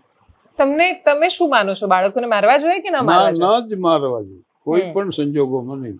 અને ડેવિડ હેનરી થોરો, જેનમાંથી પ્રેરણા લઈને મહાત્મા ગાંધીએ સવિનય કાનૂન ભંગ શબ્દ અપનાવ્યો. એ પોતે શિક્ષક હતો. ગાંધીજી ઉપર અસર કરનાર જે મહાનુભાવ છે ને એમાં એક મહાત્મા ટોલ્સ્ટોય ફાર્મ નામ રાખ્યું આફ્રિકા, બરાબર. પછી એક ડેવિડ હેનરી થોરો, શ્રીમદ રાજચંદ્ર રાજ સૌભાગ્ય આશ્રમે છે. આ લોકોની અસર ગાંધીજી ઉપર. પણ ડેવિડ હેનરી થોરો શિક્ષક હતા ને એ જમાનામાં લોકોએ, એના સંચાલકોએ કીધું કે તમે બાળકોને ફિઝિકલ પનિશમેન્ટ આપો, અને એ ન કરવા માટે એને રાજીનામું આપ્યું. હું એ નહીં કરી શકું. તો આ ક્યાંથી આવ્યું? સોટી વાગે સમસમ વિદ્યા આવે ગમ? ના ના, એ મૂર્ખાઈ એક જાતની, એક પ્રકારની મૂર્ખાઈ સિવાય બીજું કાંઈ નથી એમ. માણસો એમ માનતા એમ કરો તો જ થાય, પણ એમ ન થાય ભાઈ. એ તો ના થવાનું હોય તો એમ કરો તો એટલે ગાંધીજીએ શિક્ષકના 2 સદગુણ ગણાવ્યા છે કે વિષયમાં નિષ્ણાત હોવો જોઈએ અને ચારિત્રશીલ હોવો. ગાંધીજી એમ કીધું છે કે વિષયમાં નબળો હોય તો હજી હાલે, પણ ચારિત્ર્ય તો ન જ હાલે. મેં વળી એક ઉમેર્યો એમાં સદગુણ, રમૂજી સ્વભાવનો હોય. તો તમારા ક્લાસમાં તો મજા આવતી હશે ને બધાને? તમે જોક્સ કહેતા હશો? હા હા. ઓશિયાળા મોઢે દાખલ થાય, નો દાંત કાઢે, નો કોઈને કાઢવા દે, કાણે આવ્યો એમ વર્ગમાં લે. એના કરતા તો અમારે તો એવું થતું કે જે એવું કહેવામાં આવતું કે જે ક્લાસમાં ખડખડાટ હસવાનો અવાજ આવે ને એ માની લેવું રાઠોડનો પીરિયડ હશે. અમારી એક વિદ્યાર્થીની સરોજ શરારતી ખરી હો, એને વળી ગંભીર થઈને એક નોટ આપી મને, સાહેબ આ 4 વાક્યો અંગ્રેજીના મને સમજાતા નથી. મેં લીધું તો એમાં એમ લખેલું, એપ્રિલની 1લી તારીખ હતી, April fool, go to school, tell your teacher you are a fool. આવું એમ લખેલું. એટલે મેં કીધું, મેં વાંચીને કીધું બોર્ડમાંથી લખું, છોકરા છોકરીને ખબર હતી આમાં શું લખ્યું. બધા હા હા હા લખો. એટલે મેં લખ્યું April fool, go to school, ask your people are you a fool. ત્યાં તો દેકારો થઈ ગયો ને, અમારો બદલી નાખ્યો છે. આવું નહોતું ને, હેડમાસ્ટર આવ્યા ને બીજા શિક્ષકો આવ્યા ને પછી ખબર પડી કે હા આવું હતું. એટલે હું તો વિદ્યાર્થીઓને કહેતો કે મિમિક્રી થઈ શકે તો મારી કરો એમ, એમાં હળવું વાતાવરણ છે. અને ઘણી વાર તો એવું થતું, ભણાવતા ભણાવતા ભૂલી જવું તો પછી એકાદી જોક કહી એટલે પીરિયડ થઈ જાય પૂરો. અમારે પણ ઘણા બધા સાહેબો વાર્તા કહેવામાં બધા પીરિયડ પૂરા કરી દેતા, પણ એમાં વધારે મજા આવતી હતી અમને. તમે સ્ટેન્ડ અપ કોમેડી શબ્દ સાંભળ્યો છે? ખબર છે તમને? તમારું શું મંતવ્ય છે એના વિશે? ના ના, આમાં એ જોયું છે મેં, છાપામાં આવે છે ને, સુપ્રીમ સુધી કેસ થયો છે ને એવું બધું. પણ મારો તો ઉદ્દેશ એટલો જ છે કે કોઈ પણ પ્રકારની વલ્ગારિટી લાવ્યા વગર તમે આવું વિશુદ્ધ નિર્દોષ હાસ્ય સર્જી શકો છો, તો પછી શું જરૂર છે? એ હાસ્યકારના 2 ભય સ્થાનો એ છે કે જાણે જેને ઉપદેશક બની જાય, જીવન કેમ જીવવું જોઈએ, માણસે કેમ વર્તવું જોઈએ, આ રીતે કરવું જોઈએ, આ રીતે ન કરવું એમ. એ આપણી લાયકાત નથી. જેની લાયકાત હોય એ આપતા હોય તો ઠીક છે, પણ કાં ઉપદેશક બની જાય અને કાં વલ્ગારિટીમાં ઉતરી જાય, કક્ષાથી નીચે ઉતરી જાય. એટલે મેં તો 55 વર્ષ પહેલાં આ જ નક્કી કર્યું હતું ભાઈ, આ એક તો જેને કાર્યક્રમ માટે કોઈ દી કોઈને જણાવવું નહીં. આકાશવાણી દૂરદર્શનમાં અરજી કરવી પડે, એ મેં કર્યું નથી. મને આકાશવાણી રાજકોટનું આમંત્રણ આવ્યું, અમદાવાદનું આવ્યું, દૂરદર્શન રાજકોટ, અમદાવાદ, મુંબઈના સામેથી આમંત્રણો આવ્યા ત્યારે ગયો. અને લોકો સાંભળે ત્યાં સુધી બોલું. માની લો કે ન સાંભળે તો સોમાનભેર સ્ટેજથી નીચે ઉતરી જવું, પણ આ કક્ષાથી નીચે ન જ ઉતરવું. એટલે બીજા કલાકારો શું કરે છે, કેવી રજૂઆત કરે છે, એનું મેં જોયું નથી, મને ખબર નથી. આવું છાપામાં હું ક્યારેક વાંચું. પણ ભારતમાં શું પહેલેથી આવું વિશુદ્ધ હાસ્યની પરંપરા રહી છે કે પહેલા પણ આ રીતે થતા હતા ડબલ મિનિંગ વાતો કે બધું? એમાં શું હતું, ખરેખર તો હાસ્યની અવગણના જ થઈ. ભારત નાટ્યમ લખ્યું, ભરત મુનિએ જે લખ્યું ને ભારત નાટ્યમ, ને પછી એમાં શૃંગારના પેટારસ તરીકે હાસ્ય ગણાય. અચ્છા. રમણભાઈ નીલકંઠે પહેલું ભદ્રમ ભદ્ર પુસ્તક લખ્યું, સનાતનીઓની મજાક કરી છે, અલંકૃત ભાષા, એવું બધું છે સર્જન, પણ એને પહેલ કરી. અને હાસ્ય મંદિર બીજું પુસ્તક છે, એમાં હાસ્યની પ્રાણ પ્રતિષ્ઠા કરી. પછી જ્યોતિન્દ્ર દવે ને ધનસુખલાલ મહેતાએ અમે બધા લખ્યું. હા. હા, એ અમે બધાથી શરૂ થયું. પછી 71માં પરમાનંદ કાપડિયા હોલ મુંબઈમાં મારો કાર્યક્રમ હતો અને જ્યોતિન્દ્ર દવે એમાં હાજરી આપી. એ બધી વાતો સાંભળીને રાજી થયા. પછી મને બેહાર્યો અને મને કે તમે લખવાનું શરૂ કરો, જો તમે નહીં લખો તો તમારો વિકાસ નહીં થાય. તમારી વાતો આના રહેશે, ગામો બદલતા રહે. હું બહુ મોડો એનો કરી શક્યો અમલ, પણ છેલ્લે લખ્યું તો ખરું. પણ ડૉક્ટર વસંત પરેખ અને હરીન્દ્ર દવે આ બેના આગ્રહની અવગણના હું ન કરી શક્યો, એટલે મેં લખ્યું. અને પછી 14 અત્યારે એક પ્રેસમાં છે, પણ 13 તો મેં લખી નાખ્યું.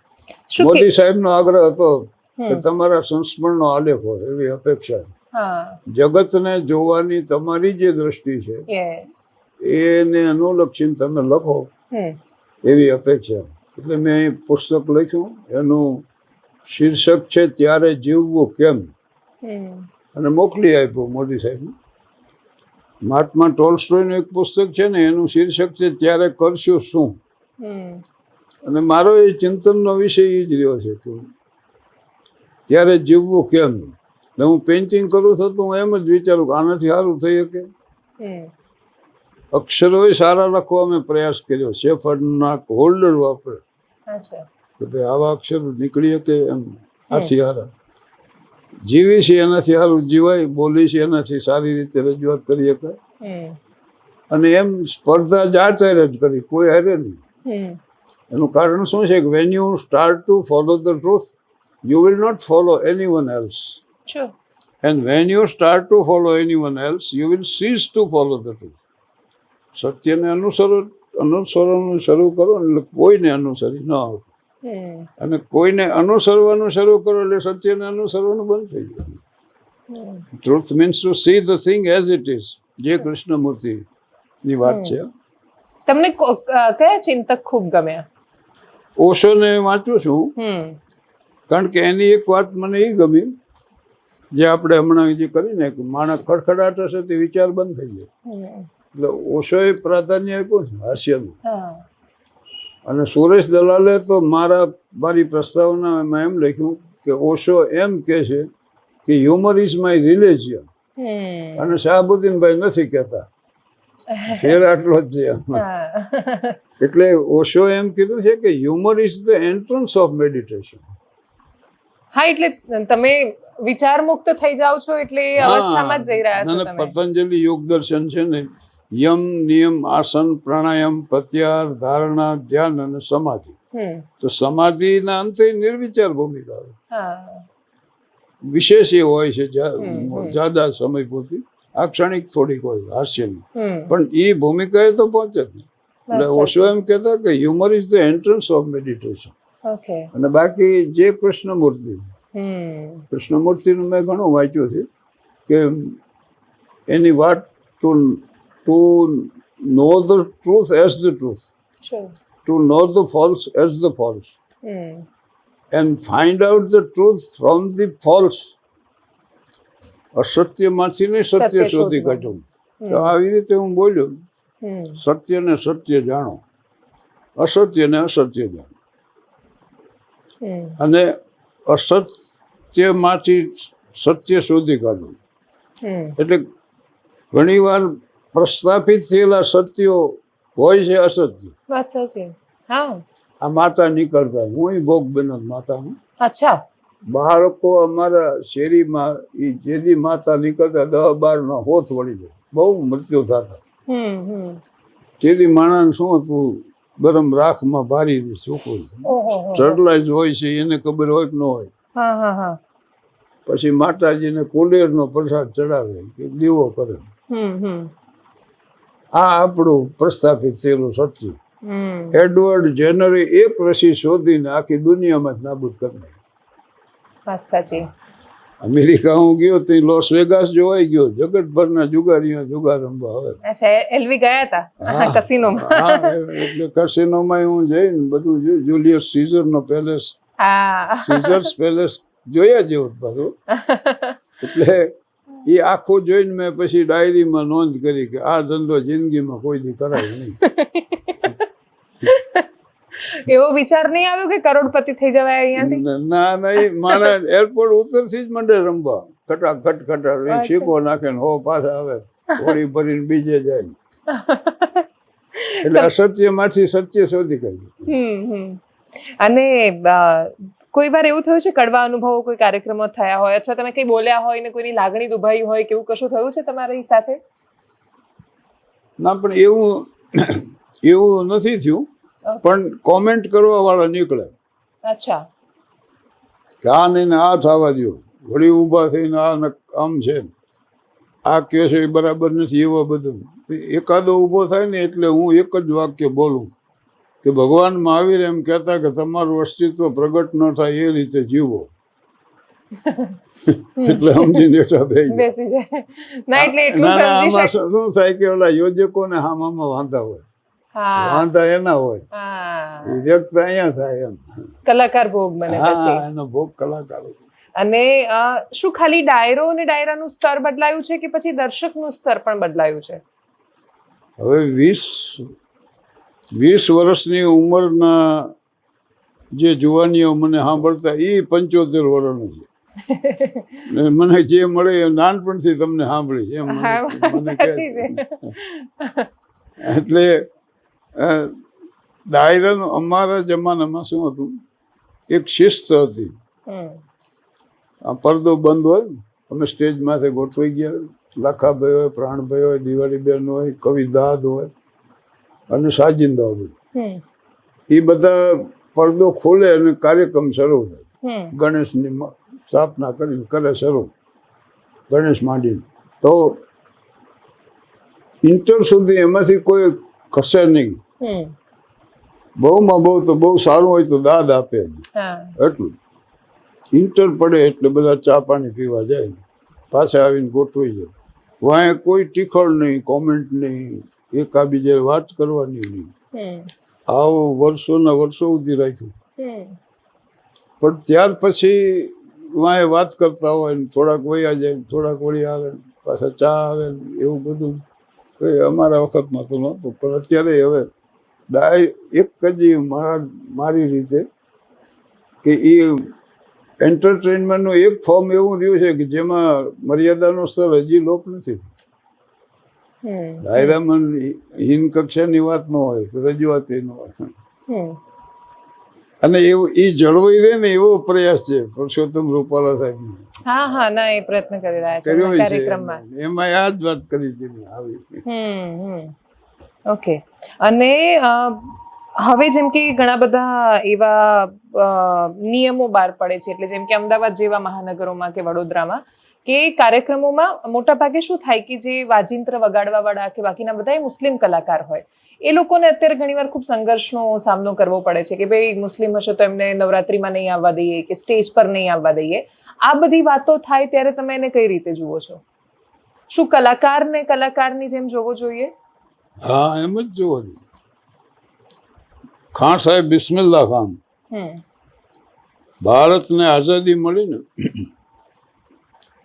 15 ઓગસ્ટ શરૂઆત જ છે, 14 ઓગસ્ટની રાતે, ત્યારે ખાન સાહેબને બિસ્મિલ્લા ખાનની શહનાઈથી થઈ. પહેલી શહનાઈ વાગી, પછી આ શરૂઆત થઈ. અને કાશી વિશ્વેશ્વરનાથના મંદિરમાં એમણે આખી જિંદગી વગાડી. અમારે સુલેમાન જુમ્મા નોબત વાદક હતા, કચ્છના મુંદ્રામાં રહેતા, પણ ભારતના શ્રેષ્ઠ નોબત વાદક. રતુભાઈ અદાણી અહીંથી કલાકારોને દિલ્હી લઈ ગયેલા અને એને 4 કાર્યક્રમો નક્કી કરેલા, એના બદલે 7 થયા. ઇન્દિરાજી વડાપ્રધાન, એના બંગલે કાર્યક્રમ રાખ્યો અને ઇન્દિરાજીએ જસમા ઓર્ડરનો રાસ રજૂ કરવાનું કીધું. હવે પેલી ઇન્દિરા ગાંધીજી વડાપ્રધાન હતા ને એમને અહીંયા યહૂદી મેન્યુહીન મહેમાન હતા. દુનિયાનો પ્રસિદ્ધ વાયોલિન વાદક, 21 વર્ષની ઉંમરે એ 22 દેશમાં કાર્યક્રમ આપી ચૂક્યો. એને નાનજી મિસ્ત્રીને નોબત વાદક સુલેમાન જુમ્માને કીધું ઇન્દિરાજીની કે આ બે કલાકારને ફરી સાંભળવા. અને રતુભાઈને કીધું ને એની પાછી રજૂઆત થઈ. તો મુંદરાના જૈન દેરાસરમાં એને આખી જિંદગી નવત વગાડ્યું. ઝાકીર હુસેનના તબલા સાંભળ્યા લંડનમાં 2017 અમે હતા ને ત્યારે રાત્રે પાછા કાર્યક્રમ થતો. રમેશભાઈ સચદેવ હમણાં 20 તારીખે મળ્યા તો બધા લંડન. તો એના બંગલે મેં કાર્યક્રમ હતો. પણ ત્યાં આવા તો અનેક દાખલાઓ મળે. ઝાકીર હુસેનનું તબલા વાદન હતું અને એ વગાડતા વગાડતા ઇન્જરી થઈ હતી. એને આંગળીને તો લોહી માંડ્યું હતું નીકળવા. એને બંધ ન રાખ્યું. પછી આવીને બતાવ્યું. પછી એને કર્યું બેન્ડેજ એવું પાછી કાર્યક્રમ ચાલુ. તો એમાં કાંઈ હતું જ નહીં ભાઈ. એને અનેક મુસ્લિમ સાગરીદો હોય ને એના ઉસ્તાદ હિન્દુ નીકળશે, હિન્દુઓના મુસ્લિમ નીકળશે. જો રવિશંકર છે ને ઉદાહરણ જ છે. કેમ નહીં? કલાકાર એટલે કલાકાર જ. અને કલાકાર જ્યાં સુધી કલાને સાધ્ય ગણે ને ત્યાં સુધી કલાકારને કલા બે જીવે. જે દી સાધન ગણે ને તે દી ન કલાકાર રહે ન કલા રહે. અમારે માટે આ જ સાધ્ય વિશુદ્ધ હાસ્ય સમાજ સુધી પહોંચાડું. અને એને વળગી રહેવું. એનો સાધન તરીકે ઉપયોગ કરીને કે પૈસો પ્રતિષ્ઠા પ્રસિદ્ધિ પ્રાપ્ત કરવા મેં પ્રયાસ કર્યો ને. મળ્યું છે એ સાહજિક રીતે મળ્યું. મન નથી મળ્યું એમ નથી, પણ એ સાહજિક રીતે આવ્યું. એના માટે પ્રયાસ નહોતો. છેલ્લો પ્રશ્ન, તમે રડો છો ક્યારે? કોઈ એવા પ્રસંગો આવે ત્યારે? હા, અત્યાર સુધી એવું હતું કે હાસ્યરસના કાર્યક્રમમાં ટ્રેજેડી કોઈ રજૂ જ નહોતું કરતું. પણ શેક્સપિયરનું નાટક મર્ચન્ટ ઓફ વેનિસ દાખલા તરીકે, તો કોમેડીમાં ટ્રેજેડી આવે. ટ્રેજેડીમાં રોમિયો જુલિયટમાં મર્ક્યુશિયરનું પાત્ર છે અને એની હત્યા થઈ જાય છે. કારણ કે એના હિસાબે ટ્રેજેડી નહોતી જામતી. એટલે તો જીવન હાસ્યના રુદન બે છે. લંડન અમે હતા ને હું જગદીશભાઈ, તો એક ઇન્ટરવ્યુ હતો અહીંયા લેસ્ટરમાં, સ્વયં સિદ્ધ એવું એનું શીર્ષક હતું. એક બેન આપની જેમ જ લેતા ઇન્ટરવ્યુ. અને એને એવું પૂછ્યું હતું કે તમે રડ્યા છો ક્યારે? એટલે મેં પછી મારી માતાનો પ્રસંગ રજૂ કર્યો. રાજકોટમાં એક કાર્યક્રમ હતો, હું ગયો અહીંથી, અને કલાકારો એક પછી એક રજૂ થયા. દરબાર પુંજાવાળા હતા, વેલજીભાઈ હતા, જેતુદાન ગઢવી એનું સંચાલન કરતા. પણ જાણે અજાણે માતા અને પુત્રોની જ વાતો આવ્યા કરી. જીજાબાઈનું અવસાન થયું, શિવાજી મહારાજ મેળ્યા રહો. તો કે આ ઓલા બધા સમજાવે કે મહારાજ આપને તો અમે શું સમજાવી. તો કે શિવા આટા જોપુન જા, આવું કોઈ હવે નહીં કે. સર પ્રભાશંકર પટણી, એ તો સમર્થ વિદ્વાન લેખક પાછા, એમના માતુશ્રી ગુજરી ગયા. તો કે પપ્પા હવે તો હોઈ જા, ક્યાં સુધી કામ કર્યું. એવા પ્રસંગો છેક સુધી આવ્યા. આનો થોમસ આલ્વા એડિસનની માતાનો ને આનો. અને મારો કાર્યક્રમ 12:50 ટ્રેનમાં મારે થાન આવવાનું, એટલે રિક્ષા મેં મંગાવેલી. એ કાર્યક્રમ પૂરો થયા પછી લોકોએ કીધું, દરબાર પૂંજાવાળાનું જીતુદાન, કે કેમ આમ થયું? મેં આજ મારી બા ગુજરી ગયા. અને સાબા હવે ક્યાં સુધી દોડધામ કરી છે એવું કહેનાર કોઈ ન હોય. 3 કેમેરાથી શૂટિંગ ચાલતું હતું. હું ને જગદીશની બેન ને બધા જ હતા. અને એક ગીતાના પ્રખર વિદ્વાન છે ને સંન્યાસી, એમના બેન હતા. એટલે આવું બને. અને એ જે હસી શકે ને એ રડી શકતા ન હોય હસી ન શકીએ. વિન્સ્ટન ચર્ચિલ જાહેર સભામાં આવે છે, જોયા છે ઘણી વાર. હા લેડી ક્લેમેન્ટાઇનને તો અપીલ કરવી પડી હતી, સેવ ચર્ચિલ ફ્રોમ હિમસેલ્ફ. 1000 વિમાનો બોમ્બાર્ડિંગ કરતા, લોકો જાગતા, એ બેહી રહેતા હોટે, બાકડે બેહી રહેતા.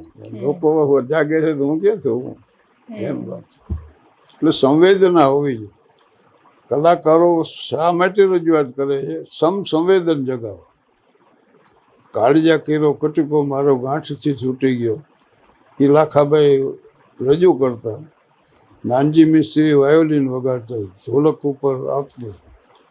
પણ એટલી કરુણતા ઊભી થતી કે જાહેર કાર્યક્રમ હતો એક ધીંગડા, 10,000 માણસોનો ઓડિયન્સ, બધાય રોતા. મારા પછી ભીખુદાનભાઈનો વારો હતો, એના પરિવારમાં આવો બનાવ બનેલો હતો. એ તો ચોધારા હોડેલો. આમ થાય એવી હું કંઈક વાત કરું તો રોવાઈ મળે, એવા છે. એટલે મિસ્ત્રી તો મને અહીંયા સુધી કહેતા કે હું આ વગાડતા ગુજરી જઈશ કોકની, એવી એને અસર થતી, લાખાભાઈની અસર થતી. તો our sweetest songs are those that tell of the saddest thoughts. ये सबसे मधुर वो गीत जिसे हम दर्द के सुरों में गाते हैं. એ વાત છે. એટલે આ અસરોના હાસ્યનું મિશ્રણ છે જીવન. સુખ અને દુઃખ બેય છે એમાં. આ છે ના નથી એવું તો નથી. હા, એટલે એકલું હાસ્ય તો કેવી રીતે હોય તો એની કિંમત પણ ના હોય અને કદર પણ ના રહે. વાત સાચી.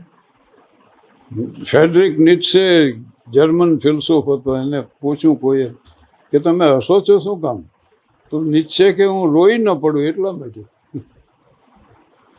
એટલે હાસ્યને સમજવા માટે બહુ ઊંચી દ્રષ્ટિ હોવી જોઈએ, સમજણ હોવી જોઈએ, તો જ માણસ સમજે. આ વાત નકર ના સમજે. ભગવાન બુદ્ધ પાટલીપુત્રમાં એક હવેલી સામે ઊભા રહ્યા, ભિક્ષા પાત્ર. નગર શેઠ નીચે ઉતર્યા, એને જોઈને એટલા પ્રભાવિત થયા કે સંન્યાસી તમે કોણ છો એ મને ખબર નથી, પણ મારી પુત્રી સુંદર છે, સંસ્કારી છે, એની હારે તમે લગ્ન કરી લ્યો અને આ સંપત્તિ સંભાળી લ્યો. જુઓ તમે ભિક્ષુક છો અને હું કરોડપતિ છું. એટલે બુદ્ધે એટલું જ કીધું કે કાશ એસા હોતા. ખરેખર એવું હોત કે હું હા, ભિક્ષુક એટલે છું અને કરોડપતિ. જેની અપેક્ષા સૌથી વધુ હોય એને ભિક્ષુક ગણતા બુદ્ધ. હા. જેને અપેક્ષા જ ન હોય એને શ્રીમંત. તો એને સમજવા માટે આવી બુદ્ધિની જરૂર હોય. હા, એટલે ગુજરાતના નવા ઉભરતા કલાકારોને, જે લોકો હાસ્ય રજૂ કરવા માંગે છે, એ લોકોને એમણે શું કરવું, શું ધ્યાન રાખવું, કેવી રીતે જીવવું? હા, હવે દર્શક મિત્રોને અને અમારા કલાકાર મિત્રોને, એમાં ખાસ કરીને હાસ્ય કલાકાર મિત્રો, એને આમ તો જે ઉદ્દેશ મારો છે એ જ ઉદ્દેશ પાછો જગદીશનો. જગદીશ એ કહે છે કે કક્ષાથી નીચે ન જ ઉતરવું, સ્ટેજથી નીચે ઉતરી જવું. તો વિશુદ્ધ હાસ્ય, અને મેં કીધું ને આપણી વાત તો એ હતી કે ભદ્રમ ભદ્ર પહેલું લખાણું રમણભાઈ નીલકંઠે, પછી અમે બધા લખ. ત્યાર પછી આ પ્રવાહ શરૂ થયો અને હવે હાસ્ય લેખકો લખે છે, હવે પુસ્તકો બહાર પડે છે, હવે હ્યુમરિસ્ટ ને હાસ્ય કલાકાર ને એવા શબ્દો હવે આવ્યા. નકર પેલા એ બધું સાથે જ ફારસિયાના વાતોડિયા એવું બધા કરતા. એટલે હવે થોડુંક આઝાદી આવ્યા પછી, કારણ કે ગુલામ બહુ રહ્યો આ દેશ, મેં કીધું ને 1192 થી ઠેઠ રાય સુધીનું. એટલે ગુલામોનું હાસ્ય આવે ને એ આમ દબાઈને આવતું હોય. સ્વતંત્ર દેશોમાં તમે જાઓ તો તમને ખબર પડે કે માણસ કેવા ખડખડાટ હશે. એટલે જ અંગ્રેજી સાહિત્યમાં humour, wit, satire, irony, parody, farce, buffoon, caricature, black humour, આવા કેટલા ગ્રંથો, એક ઉપર એક વોલ્યુમ મળે. તારક મહેતા મિત્ર મારા અહીંયા આવી ગયેલો, તારકભાઈ અહીં મને અહીં મળવા આવ્યા. એની હારે દીકરી એક હતી, એનું પાત્ર ને હતું, પણ એ રીતે પરિચય નહોતા આપતા. અને અહીંથી પછી તરણેતર ગયો, પછી ગોવામાં મળ્યા. પછી હું એને અમદાવાદ મળવા જતો. હમ. એને 75 વર્ષ પૂરા થયા ત્યારે હું ગયેલો. હા. અને પેરેડાઇઝ એના બિલ્ડિંગનું નામ. યસ. એટલે તારકભાઈ એમ કહેતા હું સ્વર્ગસ્થ છું. પેરેડાઇઝ. પેરેડાઇઝ પણ એમની પાસે જે વોલ્યુમ હતા ને બધા અંગ્રેજી. હ્યુમર એ મારો પ્રકાર હોય. હ્યુમરમાં છે ને હ્યુમરિસ્ટ દાંત કાઢવાના હોતા જ નથી. એને તો ગંભીર જ રહેવાનું. આ થોડો ઘણો જે હું કરું ને અભિનય એ દૂરદર્શન વાળાએ કીધું. હું તો આમ બેસી જાઉં માઇક સામે અને મંડું બોલવા. શબ્દોના આરોહ અવરોધથી જ હાસ્ય નિષ્પન્ન થાય. એ જ શ્રેષ્ઠ હાસ્ય અને હ્યુમરનું એ લક્ષણ. પછી વીટનેસ અટાયર ને એવું ઘણું આવે. રામાનંદ સાગર ને મળ્યો તો એકવાર, તો મને કે ये सेटायर क्या होता है ये हमें समझाई. હિન્દીમાં અમારી વાત હાલતી. મેં કીધું બર્નાર્ડ શો એક રસ્તે હાંકડા પુલ ઉપરથી આવતા, એનો વિરોધી સામે મળ્યો. બર્નાર્ડ શોનો ખરેખર વિરોધ. એને બર્નાર્ડ શોએ કીધું please give me the way, please મને રસ્તો આપો. એટલે ઓલો કે હું ગધેડાને રસ્તો નથી આપતો. એ શો તરત ખસી ગયા, હું આપું છું. That is satire. હા, સેટાયર છે. એટલે હાસ્યકારો છે એ પ્રયાસો એ કરે છે, પણ હવે કક્ષા જાળવી અને સંસ્કારની વાતો એમાં વણાઈ જાય એવી રીતની રજૂઆત થાય તો વધુ સારું છે. એનાથી નીચી કક્ષાએ ઉતરી જવું નાટ્ય સર્જવી સહેલું તો છે. એકદમ સહેલું છે. હા, 4-5 ગાળ ઉમેરી દો એટલે એમને હસવા માંડશે લોકો. એટલે એને બીજું શું છે કે ગહેરાઈ હોવી જોઈએ. આ વૃક્ષો જેટલા ઊંચા ને એટલી એના મૂળ ઊંડા હોય. એટલે વાતની ઊંચાઈ વધુ હોય ને એટલી એની ગહેરાઈ હોવી જોઈએ. ગહેરાઈ એમાં હોવી જોઈએ જે કઈ વાત કરે. અનિલભાઈ ને અમે 20 તારીખે મોરારી બાપુ ઉતારે પ્રોગ્રામ આપ્યો. મેં કીધું 2004માં મોરારી બાપુનો મને ફોન આવ્યો કે આપણે આફ્રિકા જવાનું. મેં કહું હું તૈયાર જ છું, પણ કે 12 દી રોકાવાનું. 12 દી રોકાશું. વળી 8 દી પછી ફોન આવ્યો કે આફ્રિકા જવાનું છે આપણે, તમને યાદ છે ને? મેં કીધું મેં કપડાં સીવડાવી નાખ્યા છે ને અડધા ગામને કહી દીધું, એટલે અમે આમાં કોઈ ફેરફાર કરશો નહીં. વાત સાચી. પ્યારા દર્શક મિત્રોને આભાર, ધન્યવાદ. Thank you.